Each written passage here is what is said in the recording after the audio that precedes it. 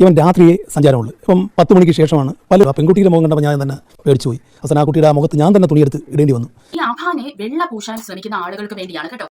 എല്ലാവർക്കും ജൊവീന ജുവൽ വണ്ടേഴ്സ് വ്ലോഗിലേക്ക് സ്വാഗതം. ഈ ഒരു വീഡിയോ ഞാൻ ചെയ്യുന്നതുണ്ടല്ലോ, ഈ അഫാനെ വെള്ള പൂശാൻ ശ്രമിക്കുന്ന ആളുകൾക്ക് വേണ്ടിയാണ് കേട്ടോ. അതായത് സോഷ്യൽ മീഡിയയിൽ കഴിഞ്ഞ ദിവസം എല്ലാം നമ്മൾ കാണുന്നത് എന്താണ്? അഫാൻ ഒരു നല്ല മനുഷ്യനായിരുന്നു, പുള്ളി ഇങ്ങനെ ഒരു കാര്യം ചെയ്യുമെന്ന് ആരും പ്രതീക്ഷിച്ചില്ല. ഓക്കെ, അതൊക്കെ അവരുടെ അഭിപ്രായമാണ്, അവർ പറയുന്നെന്ന് പറയാം. പക്ഷേ അഫാൻ കടം കാരണമാണ് ഇങ്ങനെ ഒരു ക്രൂരകൃത്യം ചെയ്തതെന്നാണ് പ്രിയ സുഹൃത്തുക്കളെ പറയുന്നത്. ഇതെങ്ങനെയാണ് നമുക്ക് സമ്മതിച്ചു കൊടുക്കാൻ പറ്റുന്നത്? ഇന്ന് തന്നെ അഫാന്റെ മൊഴി രേഖപ്പെടുത്തുമ്പോൾ അഫാൻ പറഞ്ഞിരിക്കുന്നത്, ഇത്രയും കടമുള്ളത് കൊണ്ടാണ് എല്ലാവരും കൂടി ആത്മഹത്യ ചെയ്യാൻ മുമ്പ് തന്നെ തീരുമാനിച്ചിരുന്നു, അത് പുള്ളിയായിട്ട് അങ്ങ് നടത്തി കൊടുത്തെന്നുള്ള രീതിയിലാണ് പുള്ളി പറയുന്നത്. ഇവിടെ നിങ്ങൾ ഒരു കാര്യം പ്രത്യേകം ശ്രദ്ധിക്കണം. അതായത് അങ്ങനെയാണ് അപ്പന് നല്ല കടവും കാര്യങ്ങളും ഒക്കെ ഉണ്ട് എന്നുണ്ടെങ്കിൽ ഈ അഫാൻ ഇതായിരുന്നോ ചെയ്യേണ്ടത്? ഓക്കെ, എല്ലാവരെയും പുള്ളി കൊന്നു. ഈ കൊന്ന സമയത്ത് ഇത്രയും ക്രൂരമായി കൊല്ലണമായിരുന്നു? അതായത് ഈ അഫാൻ ഏറ്റവും കൂടുതൽ വികൃതമാക്കിയിരിക്കുന്നത് അഫാന്റെ ഗേൾ ഫ്രണ്ടിന്റെ മുഖമാണ്. അത് കഴിഞ്ഞാൽ ഈ അനിയന്റെ മുഖം, അത് കഴിഞ്ഞാൽ അമ്മ. ആ ഒരു രീതിയിലാണ് അത് പോയിരിക്കുന്നത്.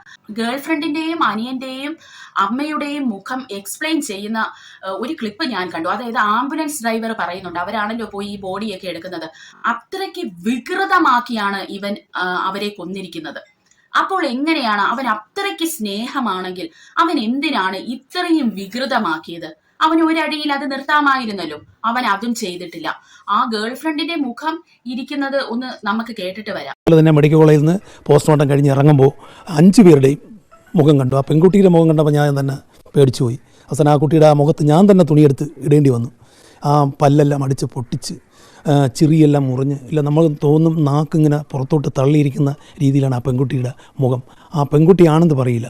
ഇവിടെ കേട്ടല്ലോ, ഇത്രയും ക്രൂരമായാണ് അവൻ ചെയ്തിരിക്കുന്നത്. ഇതിലെവിടെയാണ് അവന് സ്നേഹം? അവന് ആരോടും സ്നേഹമില്ല. അവനൊരു ബോൺ ക്രിമിനൽ തന്നെയെന്ന് നമുക്ക് പറയേണ്ടി വരും. അത് മാത്രമല്ല, ഈ അനിയന്റെ മുഖവും എക്സ്പ്ലെയിൻ ചെയ്യുന്നത് നമുക്ക് അത് ഇവിടെ പറയാൻ വരെ വിഷമമാണ്. അത്രയ്ക്ക് ബ്രൂട്ടലായിട്ടുള്ള ഒരു കാര്യമാണ് ഈ അഫാൻ ചെയ്തു വെച്ചിരിക്കുന്നത്. എന്നിട്ട് എന്തിന്റെ പേരിലാണ്? കട തീർക്കാനാണ് ഇങ്ങനെ ഒരു കാര്യം ചെയ്തെന്ന് പറയുന്ന പുള്ളിയുടെ അച്ഛൻ തന്നെ പറയുന്നുണ്ട്. ആ കടത്തിന്റെ കാര്യം പറഞ്ഞ് ഇവരെ ആരെയും അച്ഛൻ ബുദ്ധിമുട്ടിച്ചിട്ടില്ല, വലിയൊരു പ്രഷറോ അങ്ങനെയൊന്നും കൊടുത്തിട്ടില്ല. കാരണം ഇവരെല്ലാം കുഞ്ഞു മക്കളാണ് അല്ലേ. അഫാന് തന്നെ 23 വയസ്സേ ഉള്ളൂ. ഈ അനിയച്ചാർക്ക് ആകെ 14 വയസ്സുള്ള ഒരു കുട്ടിയാണ്. അപ്പോൾ അവരോട് ഒരു മാതാപിതാക്കളും പറയില്ല നിങ്ങൾ എവിടെയെങ്കിലും പോയി പൈസ കൊണ്ടുപോവാ എന്നൊന്നും പറയത്തില്ല. അപ്പോൾ ഇത് അവന്റെ സ്വാർത്ഥതയ്ക്ക് വേണ്ടി അവൻ ചെയ്തതാണെന്ന് തന്നെ വ്യക്തമാക്കുന്ന കുറച്ച് കാര്യങ്ങൾ നിങ്ങളോട് ഷെയർ ചെയ്യാനാണ് ഞാൻ വന്നത്. പ്രിയ സുഹൃത്തുക്കളെ, ഈ അഫാനില് അടിമുടി ദുരൂഹതയാണുള്ളത്. അതായത് പുള്ളി ഓൾറെഡി ഡ്രഗ്സ് എടുക്കുന്നുണ്ടെന്ന് സമ്മതിച്ചു, അതൊരു കാര്യം. പിന്നെ അഫാൻ ആരുമായിട്ടും സോഷ്യലൈസ് ചെയ്യത്തില്ല അല്ലേ, അത് എല്ലാവരും തന്നെ പറയുന്ന ഒരു കാര്യമാണ്. അതായത് അവിടെയുള്ള കുട്ടികളുമായി ഒക്കെ കുറച്ച് നാളൊക്കെ ഒരു ഫ്രണ്ട്ഷിപ്പ് ഉണ്ടായിരുന്നെങ്കിലും ആ കുട്ടികളുമായി ഒക്കെ അഫാൻ അങ്ങ് മാറിയിട്ട് അവരെ പിന്നെ കണ്ടാൽ ചിരിക്കത്തേ ഉള്ളൂ. ഇപ്പൊ ആരെങ്കിലും കാണുമ്പോൾ ഒരു ഹൈ ബൈ റിലേഷൻ, അത്രയേ ഉള്ളൂ. ആരുമായിട്ടും സോഷ്യലൈസ് ചെയ്യാത്ത പ്രകൃതമാണ് അഫാൻ. നിങ്ങൾക്ക് തന്നെ അറിയാം, ഈ ഭയങ്കര ഹീനിയസ് ക്രൈം ചെയ്യുന്ന അല്ലെങ്കിൽ വളരെ വികൃതമായി കൊലകൾ ചെയ്യുന്ന വ്യക്തികളുടെ ഒരു ഹിസ്റ്ററി എടുത്ത് നമ്മൾ നോക്കുവാണെങ്കിൽ അവരെല്ലാം തന്നെ സമൂഹത്തിൽ വളരെ മാന്യന്മാരും ആന്റി സോഷ്യൽ എലമെന്റ് അവരിലുണ്ട്. അതായത് സൊസൈറ്റിയുമായി ഇവര് അധികം മിങ്കിൾ ചെയ്യാറില്ല. അപ്പോൾ അതുപോലെ ഒരു സെയിം ക്യാരക്ടറാണ് നമ്മുടെ ഈ അഫാൻ എന്ന് പറയുന്നത്. അത് മാത്രമല്ല, അഫാൻ രാത്രി മാത്രമേ സഞ്ചാരമുള്ളൂ.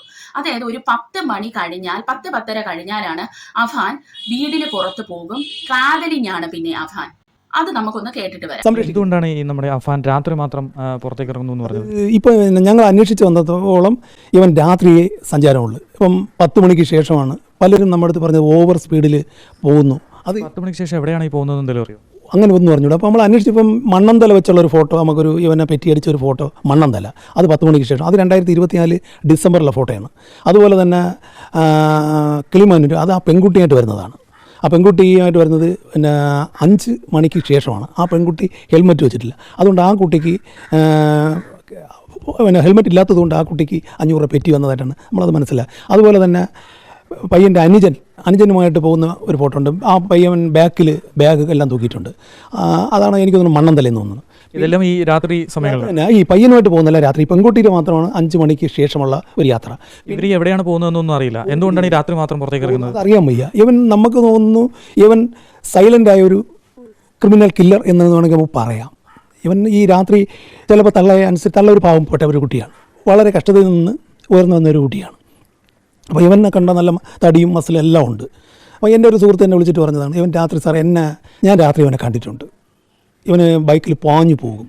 അപ്പോൾ എന്താണ് ഇവൻ്റെ പരിപാടി നമുക്ക് അറിഞ്ഞുകൂടാ. ഡിയർ ഫ്രണ്ട്സ്, നിങ്ങൾ ഇവിടെ കേട്ടല്ലോ, അതായത് ഈ കുട്ടി രാത്രി സഞ്ചരിക്കുന്നു, അനിയനെയും കൊണ്ട് രാത്രിയിലെല്ലാം പോകും. പക്ഷേ രാവിലെയാണ്, അതായത് അതിരാവിലെ 5 മണിക്ക് ഗേൾ ഫ്രണ്ടിനെയും കൊണ്ടും സഞ്ചാരമാണ്. അപ്പോൾ ഇവർ എവിടെ പോകുന്നു, എന്തിനു പോകുന്നു, എന്തിനാണ് ഈ രാത്രി പോകുന്നത് ഒന്നും ആർക്കും അറിയില്ല. ഈ രാത്രി പെറ്റിയടിച്ച കാര്യങ്ങളൊക്കെയാണ് ഇദ്ദേഹം ഈ പറയുന്നത്. അടിമുടി ഈ ചെക്കന് ദുരൂഹതയാണ്. അവരുടെ ഈ കുട്ടിയുടെ ഓരോ നീക്കങ്ങളും സസ്പീഷ്യസ് ആണ് അല്ലെ. എന്തെങ്കിലും ഒരു ഈവിൾ വർഷിപ്പ് അങ്ങനെയുള്ള എന്തെങ്കിലും ഒരു കാര്യത്തിൽ ഈ കുട്ടി ചെന്ന് പെട്ടിട്ടുണ്ടായിരുന്നോ ഒന്നും നമുക്കറിയില്ല. അത് മാത്രമല്ല, ഈ പുള്ളിക്കാരൻ ഗെയിമിന് അഡിക്റ്റ് ആയിരുന്നെന്നാണ് നമുക്ക് അറിയാൻ സാധിക്കുന്നത്. അതായത് ഗെയിം എപ്പോഴും കളിക്കാറുണ്ട്. ഇത്രയും കൊലപാതകങ്ങൾ നടത്തിയിട്ട് ഓട്ടോറിക്ഷയിൽ കയറിയിട്ട് ഇദ്ദേഹം വല്ലാത്തൊരു രീതിയിൽ ഗെയിമിൽ ഫോണിൽ കുത്തുന്നതായിട്ട് ഓട്ടോറിക്ഷ ഡ്രൈവർ പറയുന്നുണ്ട്. അപ്പോൾ നമുക്കറിയാം ഇപ്പോഴത്തെ ഗെയിംസ് എന്നൊക്കെ പറയുന്നത് വളരെ ബ്രൂട്ടലായിട്ട് ബ്ലഡ് ഷെഡാണ് അതിലൊക്കെ കാണിക്കുന്നത്. അപ്പോൾ അതൊക്കെ ഇവരുടെ തലയിൽ, ഈ കൊച്ചു മക്കളുടെ തലയിലൊക്കെ ഇങ്ങനെ കയറിയിട്ട് ഇതൊക്കെ ഇംപ്ലിമെന്റ് ചെയ്യാനുള്ള ഒരു ത്വര ഈ കുട്ടികളിൽ കാണപ്പെടുന്നെന്നും നമുക്ക് സംശയിക്കേണ്ടതായിട്ടിരിക്കുന്നു. അത് മാത്രമല്ല, ഇദ്ദേഹം പറയുന്നുണ്ട് അല്ലെ, ഇദ്ദേഹത്തിന്റെ ഫാദറിനെ പണം കൊടുത്ത് സഹായിക്കാനാണ്, അല്ലെങ്കിൽ ഫാദറിനെ രക്ഷപ്പെടുത്താനാണ് ഇങ്ങനെയൊരു ഹീനിയസ് ആയിട്ടുള്ള ഒരു ക്രൈം ചെയ്തതെന്ന് പറയുന്നുണ്ട്. അങ്ങനെയാണോ? എങ്കിൽ നമുക്ക് എന്നാൽ ഈ ഒരു ക്ലിപ്പും കൂടെ കേട്ട് നോക്കാം. അപ്പോൾ നിങ്ങൾക്ക് മനസ്സിലാകും യഥാർത്ഥത്തിൽ ഇവനായിരുന്നു പണം വേണ്ടത്, അതേ ഇദ്ദേഹത്തിന്റെ അച്ഛനെ സഹായിക്കാനാണോ ഇവൻ ഇത് ചെയ്തതെന്നുള്ളത്. പിന്നെ ഒരു കാർ അവനുണ്ടായിരുന്നു. എൻ്റെ അന്വേഷണത്തിലാണ് കാർ ഒരു കക്ഷിക്ക് 2.5 ലക്ഷം രൂപയ്ക്ക് പണയം വെച്ച്. അപ്പോൾ അവർക്ക് 2 തിരിച്ചു കൊടുക്കുമ്പോൾ ചിലപ്പോൾ ഇനി RC ബുക്ക് മാറ്റി കൊടുക്കുമായിരിക്കാം, അല്ലാതെ പിന്നെ ഒരാൾ പൈസ കൊടുക്കില്ലല്ലോ.